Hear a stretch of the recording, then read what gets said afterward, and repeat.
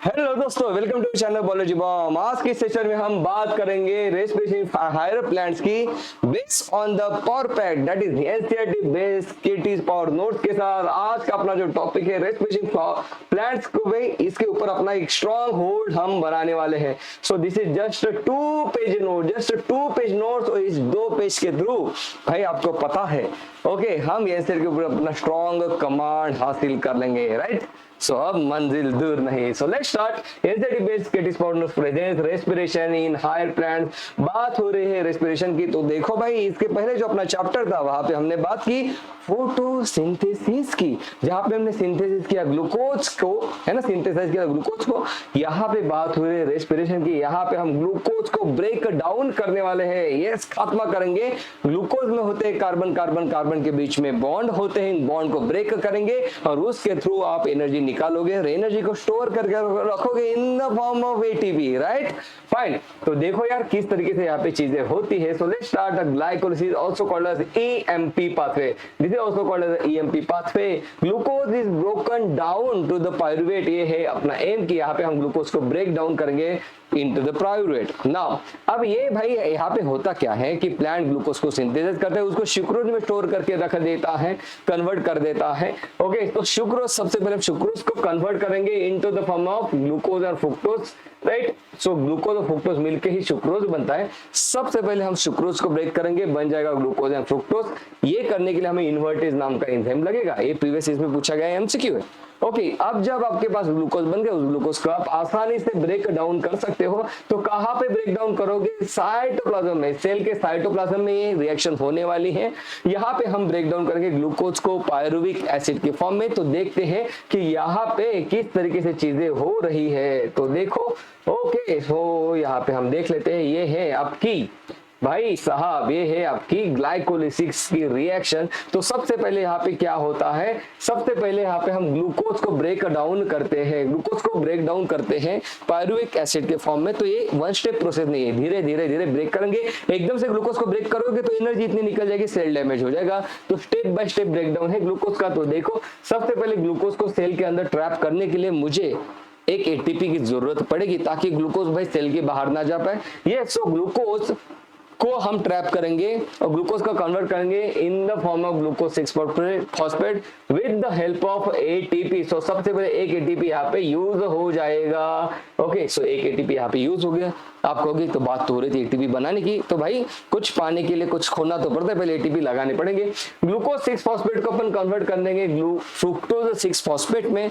Fructose 6 phosphate को convert किया जाता है फ्रुक्टोज 1,6 बायफॉस्फेट में। फ्रुक्टोज 1,6 बायफॉस्फेट में देखो 6 फॉस्फेट है, मतलब इसके पास एक फॉस्फेट ग्रुप है। फ्रुक्टोज 1,6 फॉस्फेट मतलब 2 फॉस्फेट ग्रुप है। तो जाहिर सी बात है एक फॉस्फेट को यहाँ पे ऐड किया गया। फॉस्फेट कौन देगा? बिल्कुल सही बात, एटीपी ही देगा। सो एटीपी की हेल्प से हम यहाँ पे फ्रुक्टोज 6 फॉस्फेट को फ्रुक्टोज 1,6 बायफॉस्फेट में कन्वर्ट कर देंगे। अब ये जो फ्रुक्टोज 1,6 बायफॉस्फेट है, ये है भाई साहब अनस्टेबल है, ये है अनस्टेबल। और ये क्या होता है, ये यहाँ पे ब्रेक डाउन इसका हो जाता है इन the form of glyceraldehyde 3 phosphate. Okay, glyceraldehyde 3 phosphate कहाँ पे पड़ा था? कैल्विन साइकिल का ये प्रोडक्ट था, ये था ग्लिसरॉल्डिहाइड 3 फॉस्फेट, या तो फिर ट्रायोस फॉस्फेट 3 कार्बन का कंपाउंड है ना। तो ये तो था फ्रुक्टोज 1,6 बायफॉस्फेट जो कि अनस्टेबल था, वो ब्रेक हो गया इन the form of glyceraldehyde 3 phosphate और another 3 carbon compound called dihydroxyacetone phosphate DHAP के फॉर्म में वो यहाँ पे ब्रेक हो गया है। सही बात हो रही है, यहाँ पे ब्रेक हो गया है। सो यहाँ पे बिल्कुल सही बात। ओके, यहाँ पे तो कोई कंफ्यूजन नहीं होना चाहिए। सही। तो ग्लिसरॉल्डिहाइड 3 फॉस्फेट भाई ये एनर्जी रिच कंपाउंड है। कैल्विन साइकिल का प्रोडक्ट यही तो था, कैल्विन साइकिल का प्रोडक्ट बेटा यही तो था, ट्रायोस फॉस्फेट। Okay right. अब देखो ट्रायोस फॉस्फेट एक एनर्जी रिच कंपाउंड है, इसके पास एनर्जी है। ग्लिसरॉल्डिहाइड 3 फॉस्फेट को हम कन्वर्ट कर देंगे। अब ये 2 बनेंगे ना बेटा, देखो डायहाइड्रोक्सीडम फॉस्फेट भी ट्रायोस फॉस्फेट में कन्वर्ट हो जाएगा और यहां से तो ट्रायोस फॉस्फेट डायरेक्ट बन ही रहा है। सो 2 ट्रायोस फॉस्फेट हो गए। ओके, अब ये जो ट्रायोस फॉस्फेट है ये एनर्जी रिच कंपाउंड है, इसमें से हम इलेक्ट्रॉन बाहर निकालेंगे सही बात है, और वो दे देंगे हम NAD को, तो बन जाएगा यहाँ पे NADH, बन जाएगा NADH2। ये देखो आपके पास यहाँ पे NADH2 बन गया है। सही बात है, जब ये चीज हम करेंगे तो ट्रायोस फॉस्फेट भाई एक यहाँ पे कन्वर्ट हो जाएगा किसमें, ट्रायोस। देखो ये जो ट्रायोस फॉस्फेट है, ट्रायोस बायोफॉस्फेट में कन्वर्ट हो रहा है, दैट इज 1,3-20 फॉस्फोग्लिसरिक एसिड में कन्वर्ट हो रहा है। 1,3 बाय फॉस्फोग्लिसरिक एसिड, मतलब इसके पास 2 फॉस्फेट है, अभी एक 1 और 3rd कार्बन के ऊपर फॉस्फेट लगा है। तो चलो इसके पास से हम फॉस्फेट निकालेंगे। तो सबसे पहले हमने फॉस्फेट निकाला यहाँ पे बाय फॉस्फोग्लिसरिक एसिड से, सो बना यहाँ पे 3 फॉस्फोग्लिसरिक एसिड। देखो ATP बाहर आ गया आपका, है ना। अब इसके पास और एक फॉस्फेट बचा है, इसके पास और एक फॉस्फेट अब बचा है। तो देखो अब यहाँ पे हम क्या करने वाले हैं भाई साहब। ओके, सो यहाँ पे बना 1,3 बायफॉस्फोग्लिसरिक एसिड से 3 phosphoglyceric acid, 3 phosphoglyceric acid. Okay, 3 phosphoglyceric acid को हम कन्वर्ट कर देते 2 फॉस्फोग्लिसरिक एसिड। 2 फॉस्फोग्लिसरिक एसिड को यहाँ पे कन्वर्ट किया जाता है फॉस्फोइनोल पायरुवेट।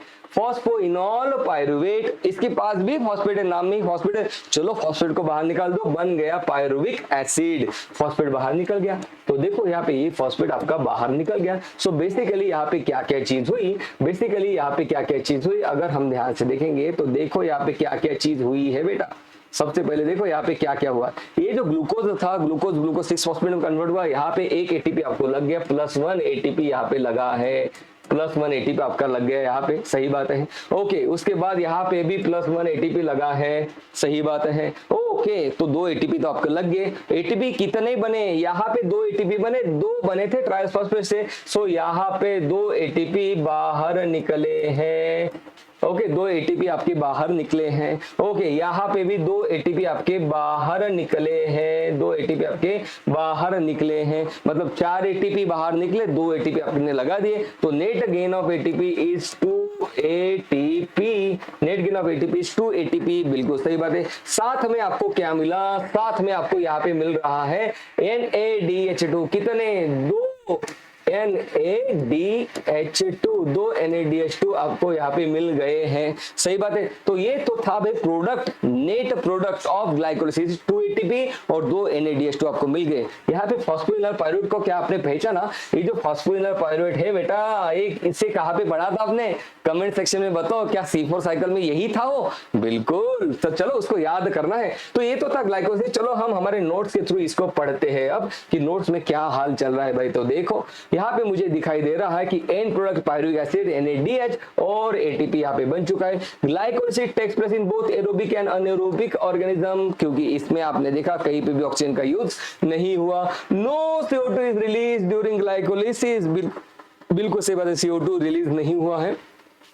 ग्लाइकोलिसिस को ऑक्सीजन की जरूरत नहीं है। Oxidation glycolysis called as incomplete oxidation. भाई बात हो रही थी कि हम ये जो कार्बन कार्बन बॉन्ड है ग्लूकोज में, 6 कार्बन के बीच में बॉन्ड रहता है, इनको हम कंप्लीट ब्रेक डाउन करने वाले थे, लेकिन अभी भी पायरुविक एसिड के पास यहाँ पे 3 कार्बन है, उनके बीच में बॉन्ड ये कंप्लीटली ब्रेक नहीं किया हमने। सो हम कहते हैं this is the incomplete oxidation. Glycolysis do not take place in viruses, viruses direct host cell से अपनी एनर्जी डिराइव करते, खुद नहीं ATP बनाते हैं। Glycolysis takes place in all living organism, चाहे कोई भी हो, चाहे प्रोटिस्ट हो, चाहे बैक्टीरिया हो, चाहे फंगस हो, हर एक लिविंग सेल में ग्लाइकोलिसिस की रिएक्शन होगी, बिल्कुल सही बात है। तो यहाँ पे देखते हैं यहाँ पे क्या हुआ है, एक ग्लूकोज से 2 पायरुवेट मुझे मिल गए हैं बेटा, 2 पायरुवेट मुझे मिल गए हैं।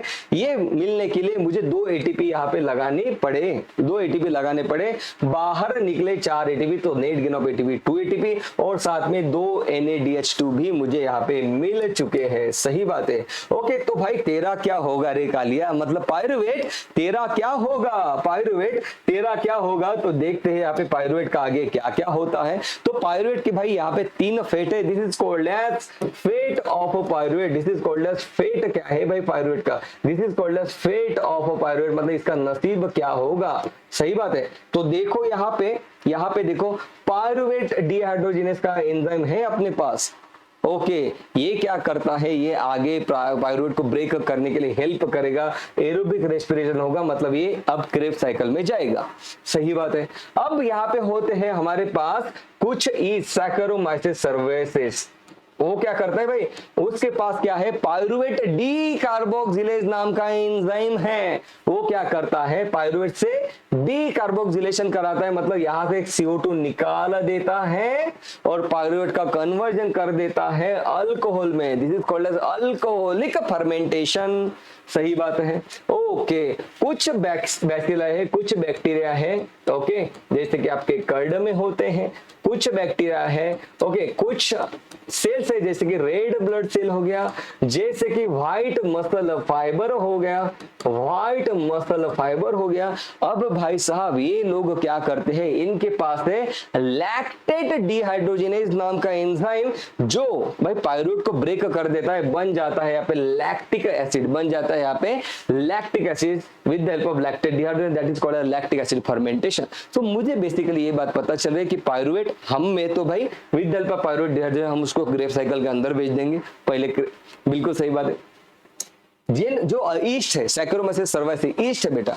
अब ये ईस्ट क्या करता है, ये अल्कोहलिक फर्मेंटेशन करा देता है। इसके पास है एंजाइम पायरुवेट डिकार्बोक्सिलेज। और भाई साहब ये जो लोग हैं इनके पास है लैक्टेट डिहाइड्रोजिनेज। इन सब के बारे में डिटेल में बात करेंगे। सबसे पहले तो बात हो रही है जिनके पास पायरुवेट डिहाइड्रोजिनेज है उसका क्या होता है। तो देखो, ये जो पायरुविक एसिड है इसको भाई साहब भेजा जाता है माइटोकॉन्ड्रियल मैट्रिक्स में। कहां पे बना, ये तो बना साइटोप्लाज्म में। आपको पता है कि ये रहा यहाँ पे सेल, आपको पता है कि ये रहा यहाँ पे सेल। ये जो सेल है इसके पास है भाई साहब यहाँ पे माइटोकॉन्ड्रिया। ओके, तो ये पायरुविक एसिड तो यहाँ पे बना साइटोप्लाज्म में ग्लूकोज के ब्रेकडाउन से। इस पायरुविक एसिड को भेज देंगे माइटोकॉन्ड्रिया के अंदर। So the reaction takes place in the mitochondrial matrix. अब इस रिएक्शन में क्या होता है, पायरुविक एसिड को हम कंबाइन कर देते हैं कोएंजाइम ए के साथ इन प्रेजेंस ऑफ NAD+। तो यहाँ पे देखो क्या होता है, यहाँ पे pyruvate dehydrogenase enzyme, pyruvate dehydrogenase enzyme, pyruvate dehydrogenase क्या करता है,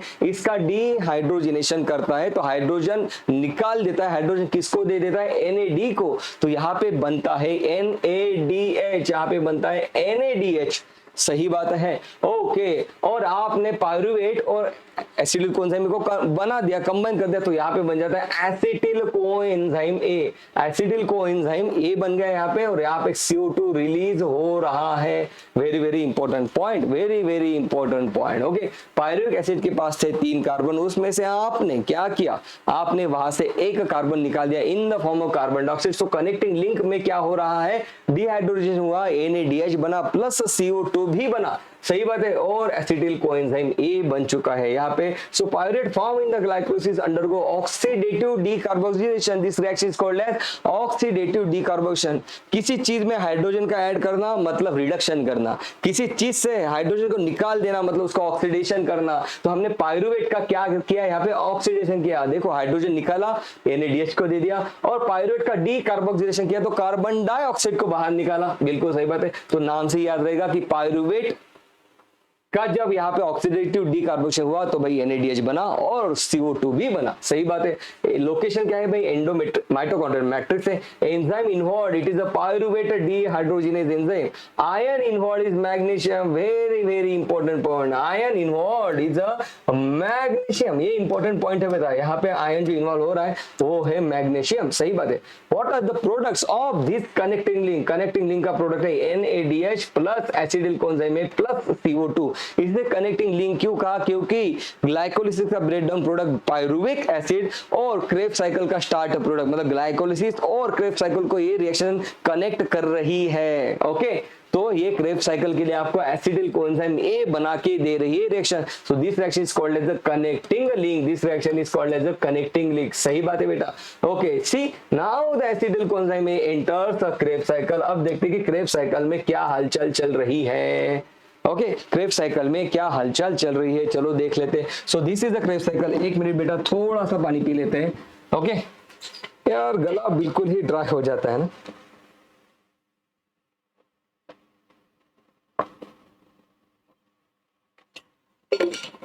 हाँ, ये तो रही सही बात। चलो देखते हैं भाई साहब।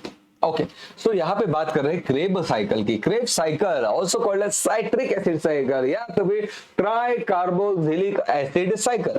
ये होती है माइटोकॉन्ड्रियल मैट्रिक्स में। सही बात है।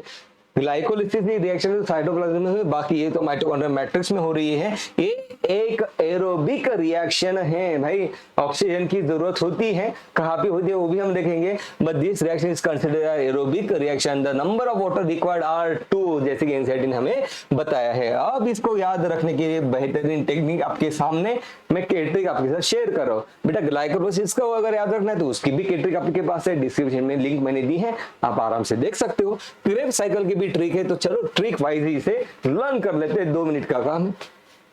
तो देखो हम कहेंगे द साइक्लिंग आइडिया, ये देखो यहाँ पे आप देख रहे हो, यहाँ पे देखो क्रेब साइकिल की बात हो रही है ना बेटा, यहाँ पे क्रेब साइकिल की बात हो रही है।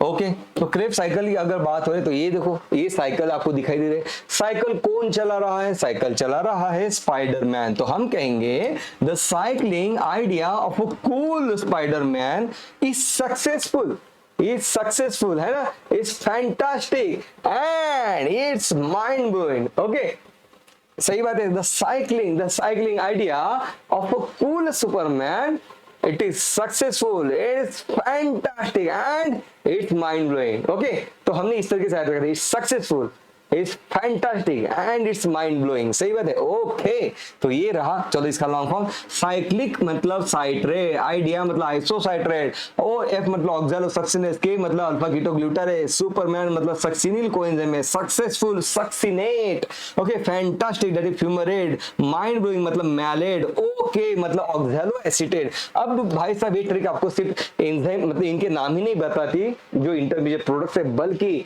ये साइकिल, ये जो ट्रिक है आपको बताती है कि यहाँ पे CO2 कहाँ पे फॉर्म होगा, NADH2 कहाँ पे फॉर्म होगा, ATP FADH2 कहाँ पे फॉर्म, सब चीजें बताती है ट्रिक। देखो, सो दिस इज अमेजिंग के ट्रिक। तो हम कहेंगे कि भाई ये जो यहाँ पे कूलिंग हो रहा है, कूलिंग होने से पहले और कूलिंग होने के बाद, कूलिंग होने से पहले मतलब इस स्टेप पे, और कूलिंग होने के बाद मतलब इस स्टेप में, इन दोनों स्टेप में CO2 रिलीज होता है, तभी वो कूल हो पाता है।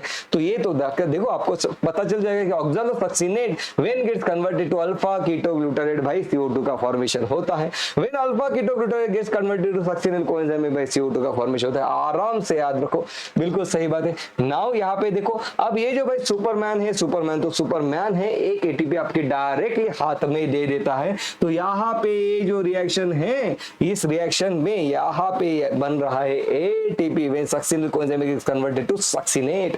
सही बात है। अब आप कहोगे कि भाई ये तो सक्सेसफुल है, ये भाई साहब सक्सेसफुल हो गए। आप कहोगे क्या फाड़ू सक्सेस है यार, एक नंबर, क्या फाड़ू सक्सेस है। तो यहाँ पे देखो, when succinate gets converted to fumarate, यहाँ पे FADH2 बनता है, फाड़ू सक्सेस। Okay right.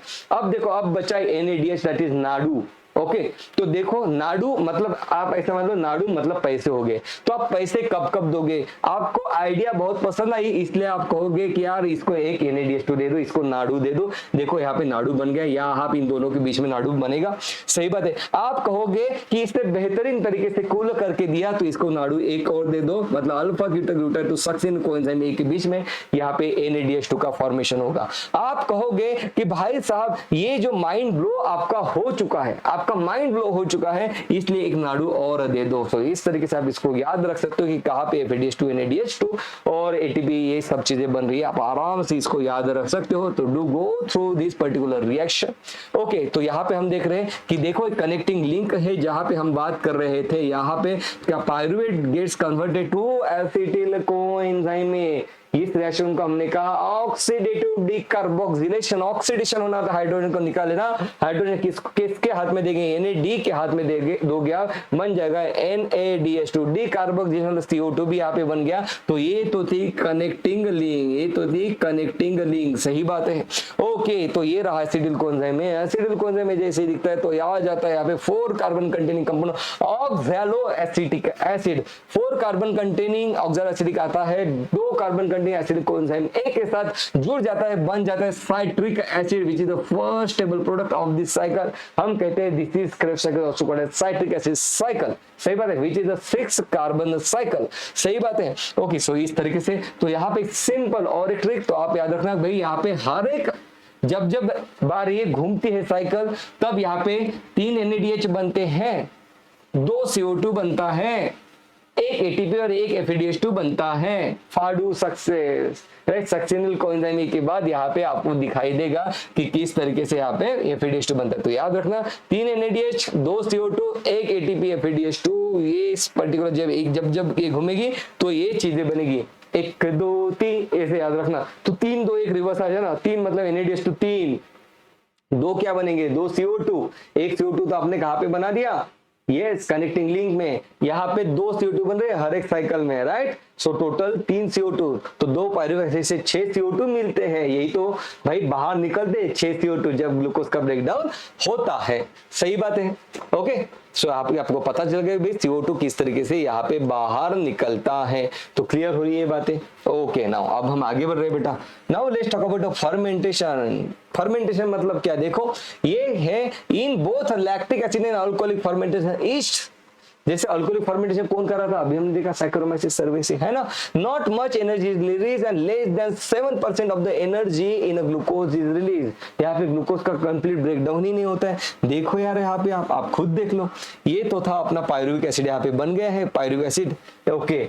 अब जो यहाँ पे आता है जैसे आपका ईस्ट, जो कि अल्कोहलिक फर्मेंटेशन कह रहे हैं हम इस रिएक्शन को, क्योंकि यहाँ पे अल्कोहल बनता है एंड में। तो ये जो ईस्ट है ये पायरुवेट का भाई क्या करता है, यहाँ पे फर्मेंटेशन करा रहा है। तो मतलब क्या हो रहा है, यहाँ पे देखो, यहाँ पे पायरुविक एसिड को सबसे पहले पायरुविक एसिड डी कार्बोक्सिलेज नाम का एंजाइम काम करते हैं। डी कार्बोक्सिलेशन करने वाला पायरुविक एसिड का मतलब यहाँ पे होगा भाई डी पायरुविक एसिड का डी कार्बोक्सिलेशन, CO2 बाहर निकालेंगे, राइट। तो जाहिर सी बात है CO2 यहाँ पे बनेगा, ओके। उसके बाद यहाँ पे बन जाते हैं पायरुविक एसिड से एसिटल्डिहाइड, और उस एसिटल्डिहाइड मतलब अल्कोहल हो गया। उस अल्कोहल का हम करेंगे डिहाइड्रोजिनेशन, मतलब वहां से हाइड्रोजन को आप बाहर निकालोगे। सही बात है, हाइड्रोजन को आप बाहर निकालोगे। कहाँ से बाहर निकालोगे, NADH का हाइड्रोजन बाहर निकालोगे, बन जाएगा NAD। सही बात है, ओके।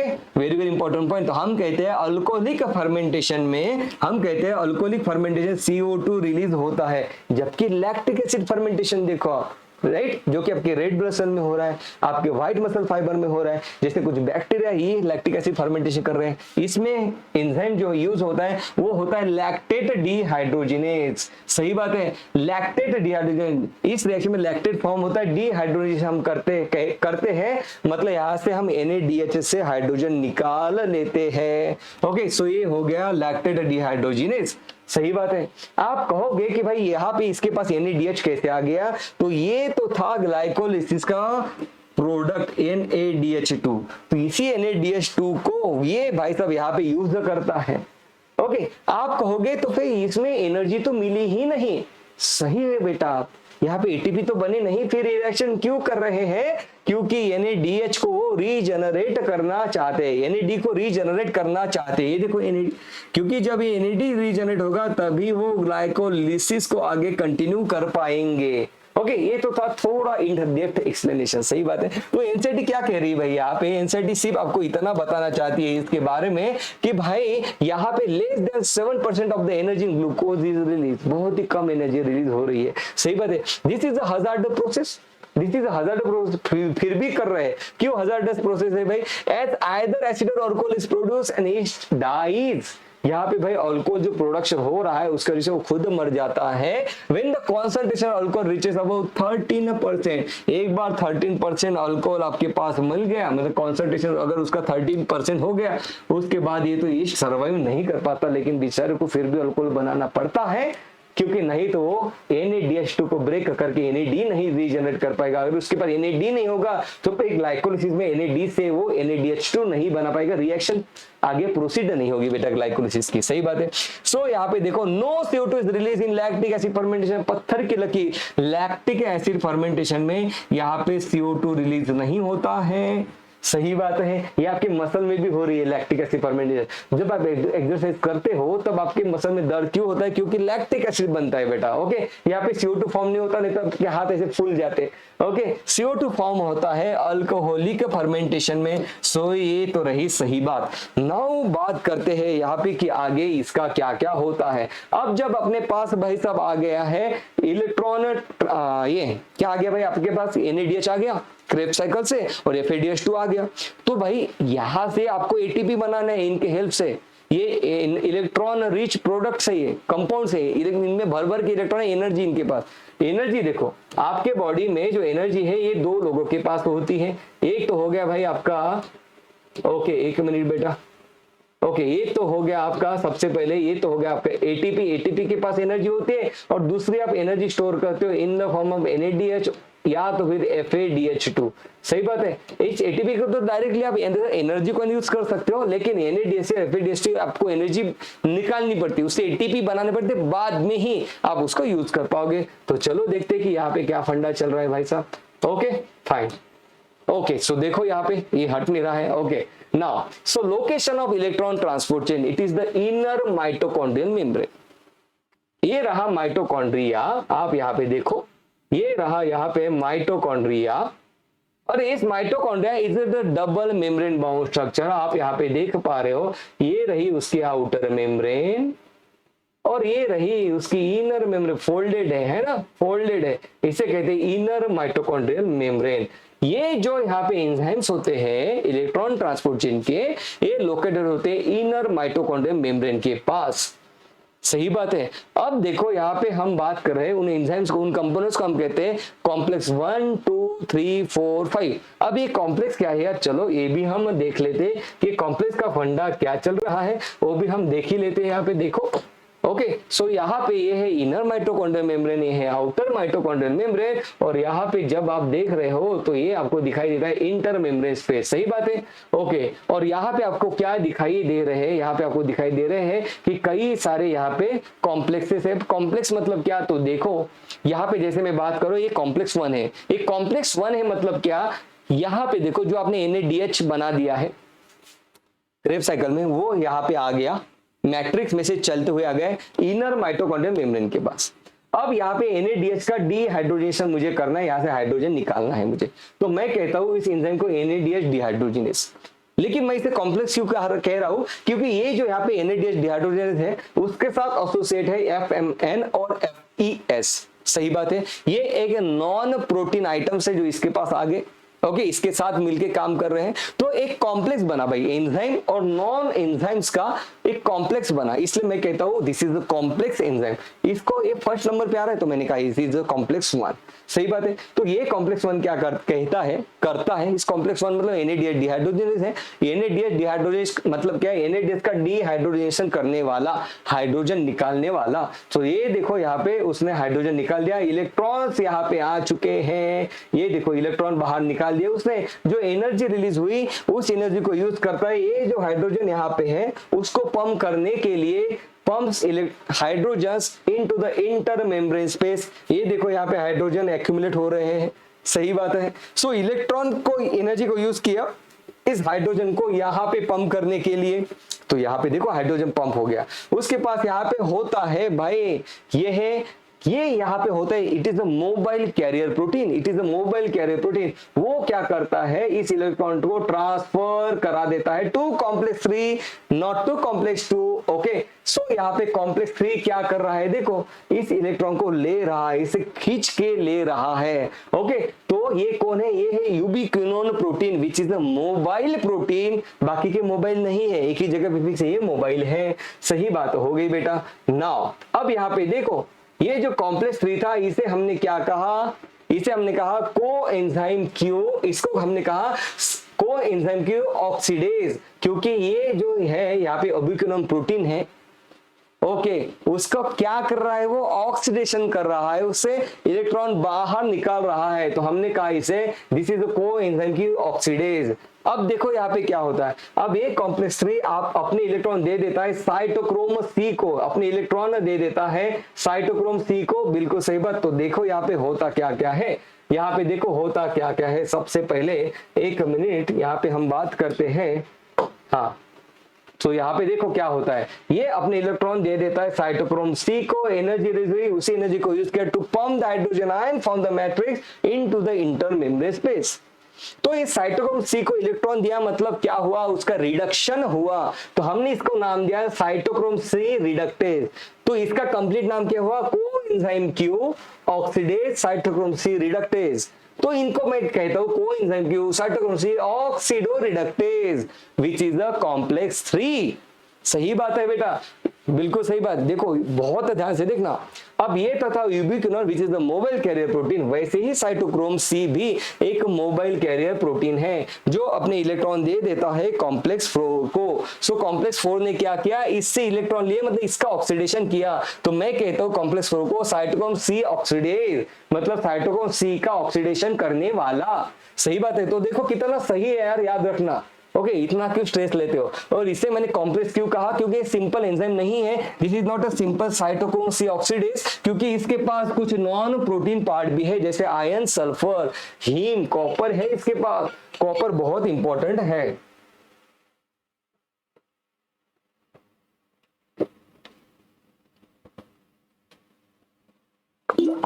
इसके पास बेटा कॉपर है, और कॉपर बहुत ज्यादा इंपॉर्टेंट है, एमसीक्यू पूछा जाता है। सही बात है। देखो अब यहाँ पे फिर से इलेक्ट्रॉन को भेज दिया गया आगे, और यहाँ पे हाइड्रोजन को इंटर मेम्ब्रेन स्पेस, बार बार बता रहा हूं मैं, इंटर मेम्ब्रेन स्पेस में इसने पंप किया है। ये जो इलेक्ट्रॉन गया, भाई तेरा क्या होगा रे कालिया। ओके इस इलेक्ट्रॉन को ऑक्सीजन रिसीव करता है, यही तो ऑक्सीजन है जो आप हर सेकंड ले रहे हो, ये है ऑक्सीजन। यहाँ पे वो रिसीव कर लेता है इलेक्ट्रॉन को, और यहाँ पे बन जाता है वाटर। सही बात है। So water it is the end product of electron transport cycle, electron transport chain. सही बात है। ओके नाउ अब यहाँ पे देखो, अब क्रेब्स साइकिल की एक रिएक्शन थी बेटा। ओके क्रेब्स साइकिल की एक रिएक्शन थी, आपने कहा था कि क्या फाडू सक्सेस है, मतलब यहाँ पे क्या होता है, देखो फ्यूमारेट टू सक्सीन, मतलब सक्सीनेट टू फ्यूमारेट जब बन रहा था, क्योंकि आपने कहा कि फाडू सक्सेस, सही बात है। तो सक्सीनेट टू फ्यूमारेट जब बना तब यहाँ पे FADH2 बना था। ये जो FADH2 है यहाँ पे देखो क्या होता है, इस FADH2 का हम यहाँ पे कर देते हैं भाई, यहाँ से निकालेंगे हम हाइड्रोजन, तो हम इसे क्या कहते हैं, सक्सीनेट, सक्सीनिल डिहाइड्रोजिनेज नाम का एंजाइम है, ये सक्सीनेट है। ओके हाइड्रोजन का हम निकाल रहे हैं इसी रिएक्शन में, तो हम इसे कह रहे हैं succinyl dehydrogenase which is a complex 2। ये देखो ये यहाँ पे इलेक्ट्रॉन को बाहर बिल्कुल पंप कर देता है कोएंजाइम यूबिक्विनोन प्रोटीन के पास।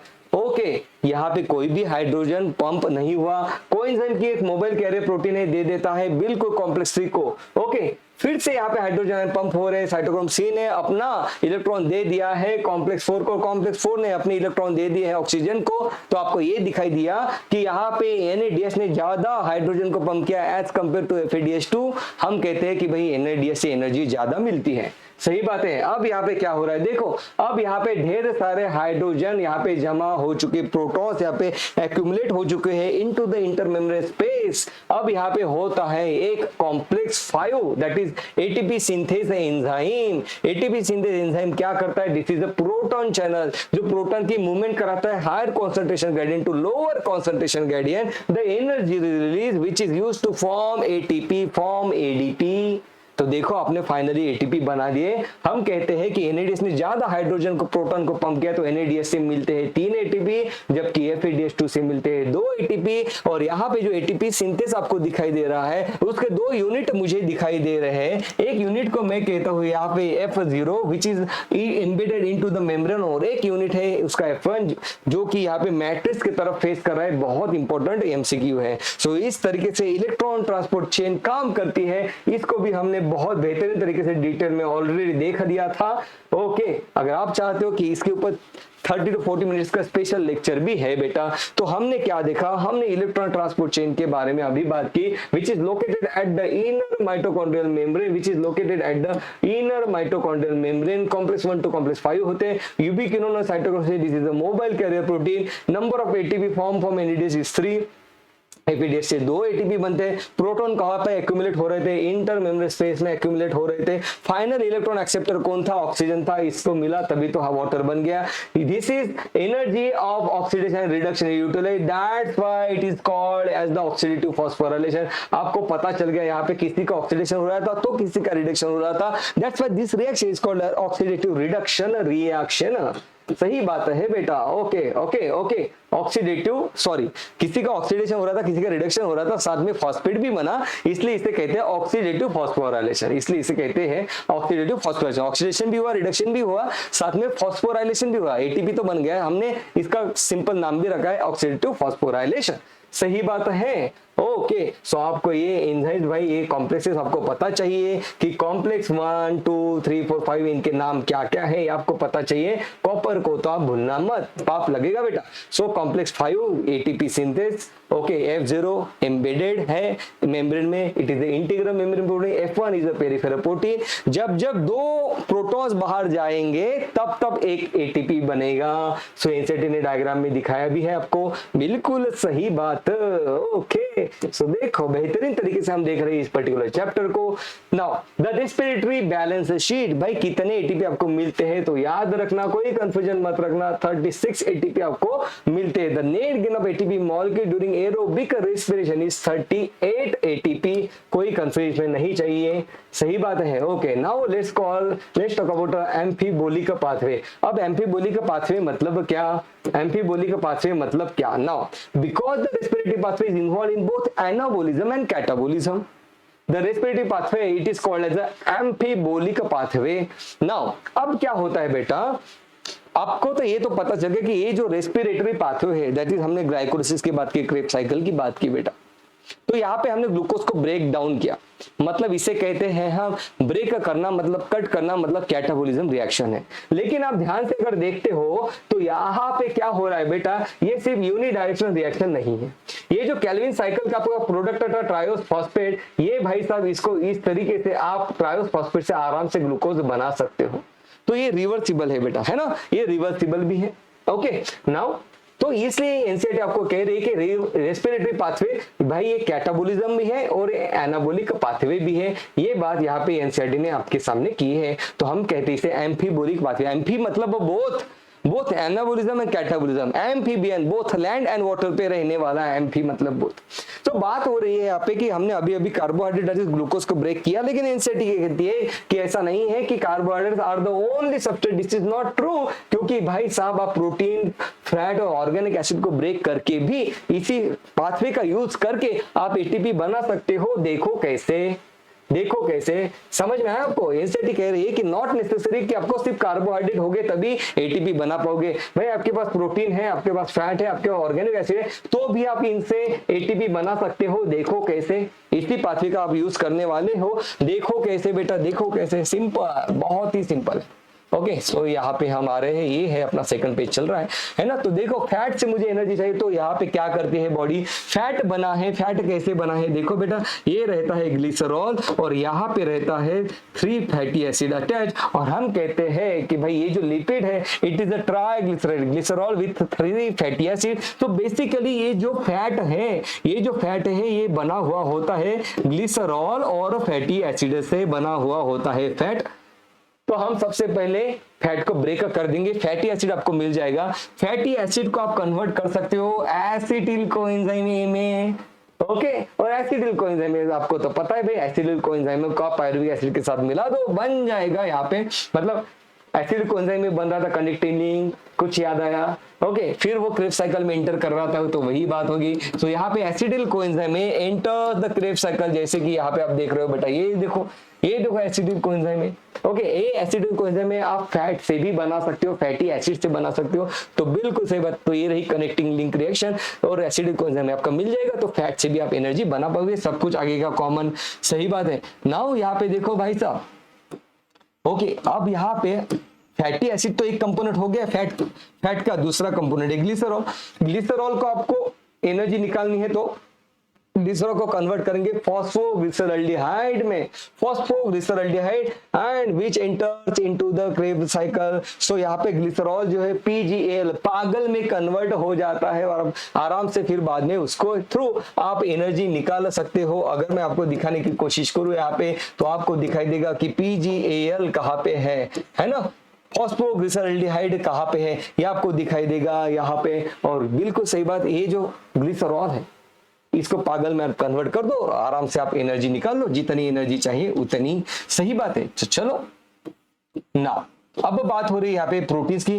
प्रोटीन को ब्रेक कर दो आप अमीनो एसिड में, और अमीनो एसिड को आप कन्वर्ट कर सकते हो पायरुवेट या तो फिर एसिडिल कोएंजाइम में, और बिल्कुल उसके थ्रू भी आप एनर्जी निकाल सकते हो। तो ये पूछा जाता है बेटा फैटी एसिड से मुझे एनर्जी निकालनी है तो सबसे पहले मैं उसको एसिडिल कोएंजाइम में कन्वर्ट करूंगा। ग्लिसरॉल से मुझे एनर्जी निकालनी है तो फॉस्फोग्लिसरॉल्डिहाइड, ग्लिसरॉल है इसके बीच में, ओके, तो दिस इज द पागल फॉस्फोग्लिसरॉल्डिहाइड। प्रोटीन से मुझे एनर्जी चाहिए तो अमीनो एसिड में कन्वर्ट करो, अमीनो एसिड को पायरुवेट में कन्वर्ट कर दो बेटा, बात खत्म कर देनी है, सही बात। Now let's talk about respiratory question. Respiratory question मतलब क्या कि कितने CO2 इवॉल्व हुए, वॉल्यूम ऑफ CO2 इवॉल्व, कितने ऑक्सीजन कंज्यूम हुए, इस रिएक्शन में कितने ऑक्सीजन कंज्यूम हुए तो कितने CO2 इवॉल्व होंगे, जो रेशियो है उसे हम कहते हैं respiratory question, that is CO2/O2। तो हमें है यहाँ पे हमारे पास एक कार्बोहाइड्रेट, फैट और प्रोटीन। अगर आप कार्बोहाइड्रेट को यूज करते हो तो भाई रेस्पिरेटरी क्वेश्चन 1, जितने CO2 इवॉल्व हुए उतने ऑक्सीजन भी कंज्यूम हो गए। फैट की अगर हम बात करें तो respiratory question is less than 1। अगर प्रोटीन की बात करें तो प्रोटीन तो भाई इसका रेस्पिरेटरी क्वेश्चन है 0.9, तो इंपॉर्टेंट है। कार्बोहाइड्रेट का याद रख लो, प्रोटीन का याद रख लो 0.9 है ना, दोनों का याद रखो, बचा हुआ रहेगा फैट का। नाउ अब देखो भाई साहब, what is important to recognise is that in living organism respiratory substance are often more than one, pure protein of fats are never used as a respiratory substance. So यहाँ पे बात हो रही है कि कई सारे लोग है जो है सिर्फ कार्बोहाइड्रेट रेस्पिरेटरी सब्सटेंस नहीं है, प्रोटीन से, फैट से, प्रोटीन से बने हुए अमीनो एसिड है, फैट से बना हुआ फॉस्फोग्लिसरॉल्डिहाइड है, ये सब लोग रेस्पिरेटरी सब्सटेंस एज अ काम करते हैं। नाउ एनसीईआरटी ने इस चैप्टर की शुरुआत में कुछ डेफिनेशन दी थी, उसे हम पढ़ लेते हैं। Organism that do not need oxygen for growth, that is for ATP formation, are called as anaerobe. हम तो एरोबिक है, हमें तो एटीपी बनाने के लिए ऑक्सीजन चाहिए, नहीं तो इलेक्ट्रॉन को कौन एक्सेप्ट करेगा। लेकिन जिनको नहीं चाहिए ऑक्सीजन उनको हम कहते हैं अनेरोब। अनेरोब दो टाइप के होते हैं, एक है फैकल्टेटिव अनेरोब, एक है ऑब्लिगेटरी अनेरोब। ऑब्लिगेशन मतलब क्या, जैसे आपके ऊपर ऑब्लिगेशन है कि भाई माता पिता का संभाल करना है, ओके। ऑब्लिगेशन मतलब सिंपल वर्ड में मजबूरी, ओके। लोग कहते हैं ना मेरे ऊपर ऑब्लिगेशन है, उनके साथ अगर पेरेंट रहते हैं तो लोग क्या कहते हैं कि ये ऑब्लिगेशन है, ओके, ऐसी बातें करते हैं। ऑब्लिगेशन मतलब मजबूरी। सो ऑब्लिगेटरी अनेरोब मतलब क्या, इसकी मजबूरी है भाई ऑक्सीजन होगा भी तो ये यूज नहीं कर पाएगा। And organism such a bacterium that can live only in the absence of oxygen called as obligatory anaerobe. और एक अनेरोब होता है कि वो जो फैकल्टेटिव है, फैकल्टेटिव मतलब भाई कंडीशन के ऊपर डिपेंड करेगा। अगर ऑक्सीजन है प्रेजेंट उसके सराउंडिंग में तो ऑक्सीजन का यूज करेगा, अगर ऑक्सीजन नहीं है तो वो अनेरोबिक पाथवे के द्वारा अपना कामकाज चला लेगा, that is called facultative anaerobe. This organism make ATP by aerobic respiration if oxygen is present, लेकिन when it is not, when oxygen is not present, it is capable of switching to fermentation if oxygen is absent, so that is facultative anaerobe। सही बात है। Now केटी booster आपको बता रहा है कि ये जो पॉइंट है बिल्कुल भूलना मत कि ग्लाइकोलाइसिस साइटोप्लाज्म में हुआ, कनेक्टिव माइटोकॉन्ड्रियल मैट्रिक्स में हुई, क्रेब्स साइकिल माइटोकॉन्ड्रियल मैट्रिक्स में ये चीज हुई है, इलेक्ट्रॉन ट्रांसपोर्ट आपके इनर माइटोकॉन्ड्रियल मेम्ब्रेन के ऊपर प्रेजेंट थी, ओके बेटा। सो दैट वाज, ये तो रहा आज के इस चैप्टर के बारे में अपना discussion, that is respiration, okay. So भाई वीडियो को लाइक, चैनल को सब्सक्राइब करना मत भूलना, मुझे कमेंट में जरूर जरूर जरूर बताइए if you have any doubts. और नेक्स्ट चैप्टर में हम मिलेंगे with power pad NCERT base केटीज पावर नोट के साथ। तो जल्दी से इसे भाई डाउनलोड करो और अपनी पढ़ाई जारी रखो। That was all about this session. Love you, take care, जय हो दोस्तों, बाय बाय।